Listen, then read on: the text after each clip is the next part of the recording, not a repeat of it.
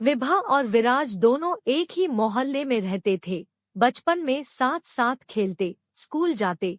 दोनों के परिवारों का आपस में प्यार भी बहुत था, इसीलिए मेला देखने जाना हो, रामलीला देखनी हो या फिर कभी कभार सिनेमा जाना होता तो दोनों परिवार इकट्ठे हो जाते थे।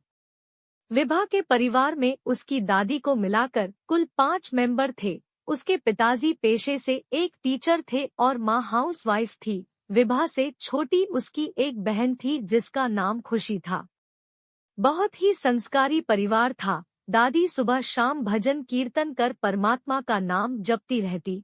विभा की माँ सुशीला जी एक कुशल गृहिणी होने के साथ साथ अच्छी माँ भी थी। उन्होंने अपनी दोनों बेटियों को हर अच्छे बुरे की शिक्षा दी थी। घर बाहर किसी भी तरह की समस्या उन्हें होती तो माँ से बात करके झटपट हल मिल जाता था। विभा ने 8वीं क्लास में ही तय कर लिया था कि उसे आईएएस ऑफिसर बनना है। पढ़ाई में वो बहुत तेज थी। उसके परिवार में सबको उस पर भरोसा था कि वो अपना सपना जरूर पूरा करेगी।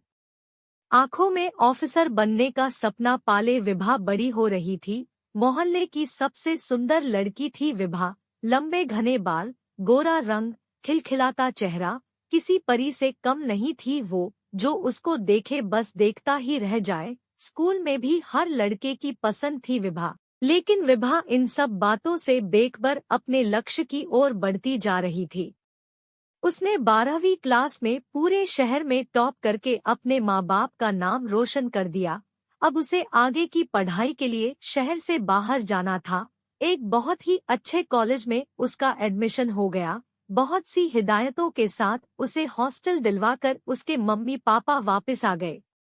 घरवाले थोड़े निश्चिंत इसलिए भी थे क्योंकि उनके मोहल्ले का लड़का विराज भी तो उसी कॉलेज में पढ़ता था जो विभा से 1 साल सीनियर था। विराज के परिवार में उसके मम्मी पापा और एक छोटा भाई था।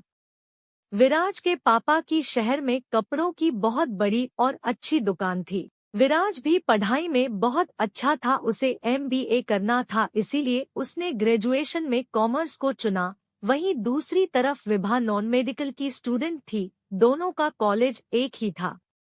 विराज विभा के बचपन का दोस्त था, इसीलिए विभा दिन में एक बार उससे जरूर मिलती थी। कोई भी प्रॉब्लम होती वो विराज को कह देती। ऐसे ही कॉलेज का 1 साल बीत गया। अब विभा नए माहौल में एडजस्ट हो चुकी थी। वो बहुत मेहनत कर रही थी। कॉलेज में उसकी अलग पहचान बन चुकी थी। इसके कई कारण थे। पहला, एक तो वो बहुत ही सुंदर थी। एक उसकी सादगी और उसकी इंटेलिजेंसी के तो सभी कायल थे। हर कोई उससे दोस्ती करना चाहता था। हर टीचर की वो चहेती थी। अपनी माँ को जब ये सब बताती तो माँ को बड़ी खुशी होती। बहुत से लड़कों के ऑफर वो बड़े सलीके से मना कर चुकी थी। उसका ध्यान बस अपने सपने को पूरा करने पर था। इसी तरह 1 साल और बीत गया। उस दिन विराज का कॉलेज में आखिरी दिन था। वो विभा से मिला और उसे अपने दिल की सारी बातें बड़ी सादगी से कह डाली। विराज ने कहा, मुझे पता है कि तुम्हारी खूबसूरती से इम्प्रेस होकर लड़के आए दिन तुम्हें प्रपोज करते रहते हैं, लेकिन मैं सच कह रहा हूँ, मैं तुम्हारी सादगी को बचपन से ही पसंद करता हूँ। पहले मुझे लगा ये महज एक लगाव होगा जो अक्सर युवावस्था में हो ही जाता है, लेकिन जैसे जैसे मैं मैच्योर हुआ समझ आया कि ये प्यार है। कई बार तुमसे कहना चाहा लेकिन डरता था कि प्यार के चक्कर में कहीं तुम्हारी दोस्ती से भी हाथ धो बैठूं। यकीन मानो अगर तुम इतनी खूबसूरत भी ना होती तो भी मैं तुम्हें इतना ही प्यार करता। विभा उसे एकटक देखे ही जा रही थी। बीते सालों में न जाने कितने लड़कों को ना बोल चुकी थी, लेकिन विराज का अचानक इस तरह से अपने प्यार का इजहार करना, उसे कुछ समझ नहीं आ रहा था कि क्या कहे। फिर भी विराज को जवाब तो देना ही था। विभा ने कहा, विराज तुम बहुत अच्छे लड़के हो। तुम जिसे मिलोगे वो लड़की बहुत भाग्यशाली होगी, लेकिन तुम तो अच्छी तरह जानते हो मुझे मेरे सपने पूरे करने हैं। लाइफ में कुछ करना है। प्यार व्यार के चक्कर में पड़ गई तो कुछ नहीं कर पाऊंगी।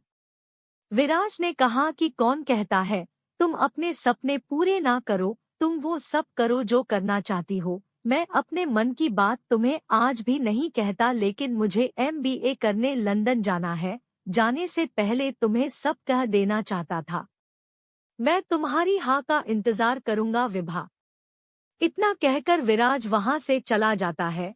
विभा थोड़ी उदास हो जाती है, फिर सोचती है कि अगले हफ्ते घर जाऊंगी तो माँ को सब बता दूंगी।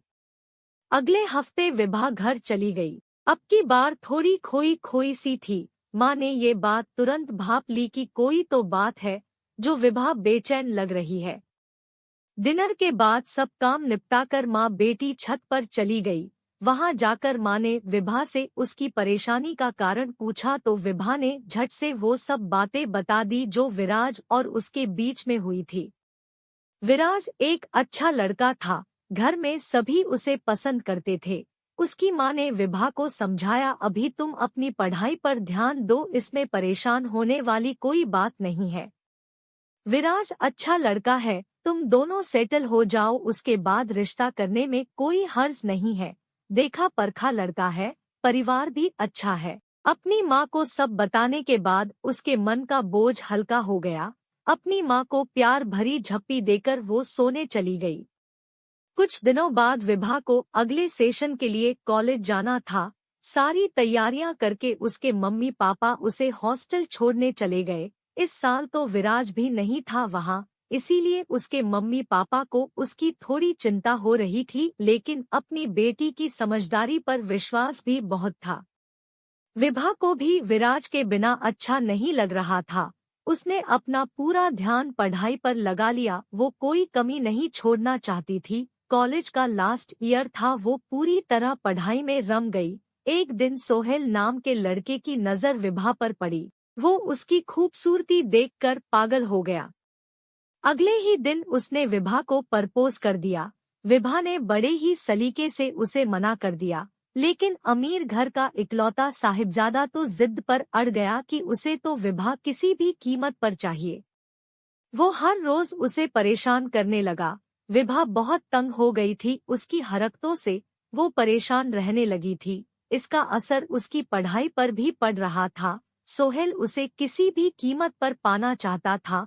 जब वो नहीं मानी तो उसने विभा के चेहरे पर एसिड फेंकवा दिया।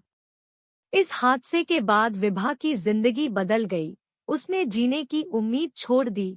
हमेशा हंसती रहने वाली विभा की आंखों से आंसू नहीं सूखते थे। उसके परिवार से उसकी हालत देखी नहीं जाती थी। 2 साल बीत गए, लेकिन विभा तो जैसे पत्थर बन गई थी। उसका आत्मविश्वास खो चुका था, अपने आप को शीशे में देखने से डरती थी।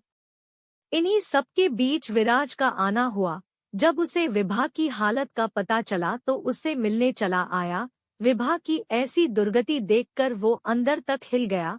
उसने अपने आप को बड़ी मुश्किल से संभाला, बिल्कुल नॉर्मल होकर पहले की तरह बातचीत की और अगले ही दिन अपने मम्मी पापा के साथ विभा के साथ शादी का प्रस्ताव लेकर विभा के घर आ गया।